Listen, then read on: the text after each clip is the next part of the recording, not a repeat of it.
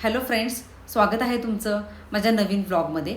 आज या व्लॉगमध्ये मी तुम्हाला माझ्या हेअरफॉलच्या जर्नीबद्दल सांगणार आहे। माझा खूप हेअरफॉल होत होता, मला डॅन्ड्रफसुद्धा होता, असे दोन्ही माझे प्रॉब्लेम्स होते। त्यासाठी मी खूप सगळे शॅम्पूज ट्राय केले, मी एवढे सगळे शॅम्पूज ट्राय केले, पण मला फरक नाही पडला हेअरफॉलसाठी। मी स्काल्पचं केअर करणं, स्पा करणं, अशा बऱ्याचशा गोष्टी केल्या, पण तरीही हेअरफॉलला फरक नाही पडला। हा जो शॉक ऑफचा शॅम्पू आहे यानं माझ्या हेअरफॉलला बिलकुल फरक नाही पडला। आणि त्याचबरोबर ह्याची जी प्राईस आहे ती 1150 रुपये आहे। आणि मी त्याच्यासोबत त्याचं कंडिशनरसुद्धा घेतलं होतं, त्याचीही प्राईस 1100 रुपये आहे। सो एवढं महागडं शॅम्पू घेऊनसुद्धा फरक नाही पडला।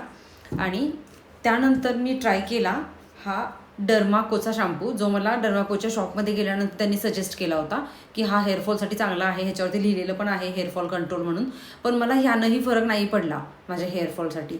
पण त्यानंतर मी हे 2 शॅम्पू ऑनलाईन ऑर्डर केले, भृंगराज, ट्रायबलचा भृंगराज हिबिस्कस आणि ट्रायबलचा शिकेकाई शॅम्पू। हे शॅम्पूज मी जेव्हापासून वापरत आहे ट्रायबलचे, ऑनलाईन मागवलेले, तेव्हापासून माझ्या हेअरफॉलला खूप चांगला फरक पडला। माझा डॅन्ड्रफसुद्धा बऱ्यापैकी कमी झालेला आहे। सो हे खूप चांगले शॅम्पूज आहेत, तुम्हाला आवडले तर तुम्ही नक्कीच हे ट्राय करू शकता। कितीही महागडा शॅम्पू आपण विकत घेतला तरी त्याचा आपल्याला फरक पडेल असं काही फिक्स नसतं।